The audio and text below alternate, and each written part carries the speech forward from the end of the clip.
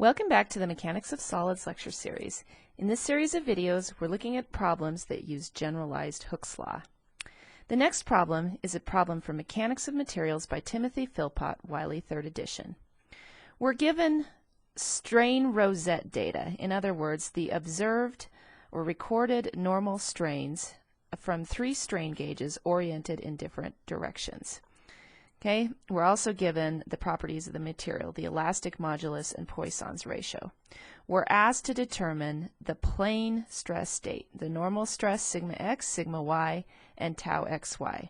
We can interpret our strain data as the following. Epsilon A, epsilon B, and epsilon C. Numbers are given. Epsilon A would be the normal strain in this direction. Epsilon B, the normal strain in this direction, recorded from gauge B. And epsilon C, the normal strain in this direction, recorded from gauge C. To solve this problem, we'll use a form of the strain transformation equations as shown.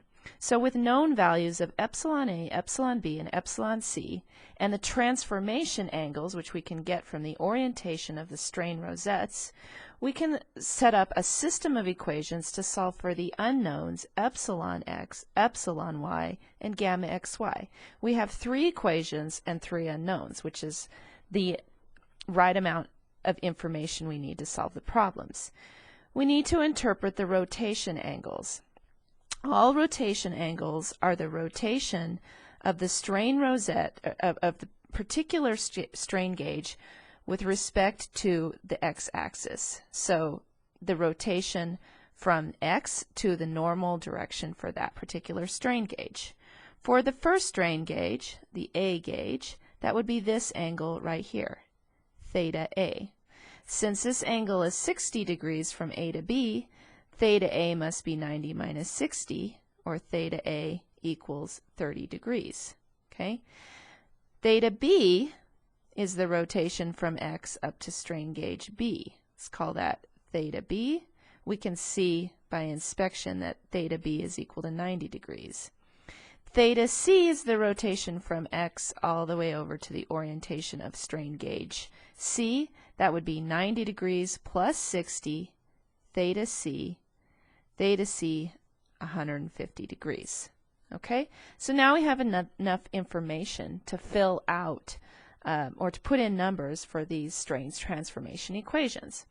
Epsilon A negative 300, and I'm just going to leave off the micro strain units for now. All units are micro strain.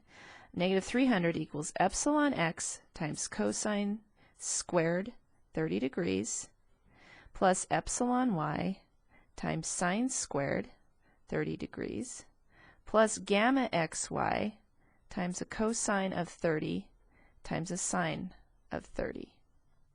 Okay, second equation, second strain gauge, epsilon B 735 equals epsilon x cosine squared 90 plus epsilon y sine squared 90 plus gamma xy cosine 90 times sine 90.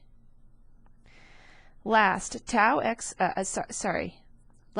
strain gauge, epsilon C 410 equals epsilon x cosine squared 150 plus epsilon y sine squared 150 plus gamma xy times cosine 150 times sine 150.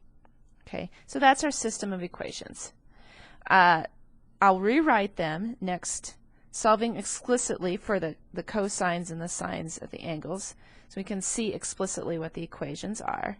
And this computes to negative 300 equals 0.75 epsilon x plus 0.25 epsilon y plus 0.433 gamma xy. Next one, 735 equals 0 times epsilon x plus 1 times epsilon y plus 0 times gamma xy. 410 equals 0.75 times epsilon x plus 0.25 times epsilon y minus 0.433 times gamma xy. Okay, so at this stage, this is my system of equations, but I'm going to write them in matrix form for those of you that are comfortable with solving matrix system of equations. Let's just set it up like this. 410 equals 0.75, 0, 0.75, 0.25, 1, 0.25, 0.433, 0, negative 0.433. That's our matrix, which with each of the coefficients, times unknowns epsilon x, epsilon y, and gamma xy. Okay, at this point I would say if you know how to solve this system of equations using any number of tools, that is by far the easiest way for you to approach this problem. And if you were to do that, the result that you would get would be the following. Epsilon x equals negative 171.7 microstrains.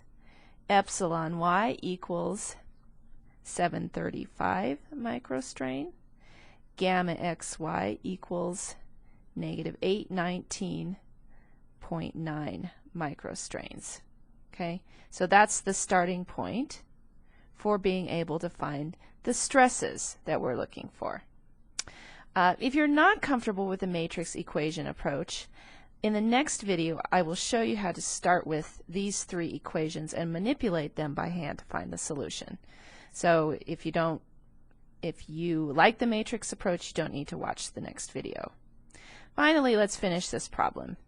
Given the strain to stress equations to calculate sigma x, sigma y, tau xy as a function of gamma xy and the other strains. Okay, so what we'll do here is use in these equations, summarize what we know. E equals 70 gigapascals, Poisson's ratio of 0.35. G we weren't given, but we can calculate it as E over 2 times 1 plus nu, which would be 70 divided by 2 times 1 plus 0.35 is 25.9 gigapascals. Okay, we'll use our strains.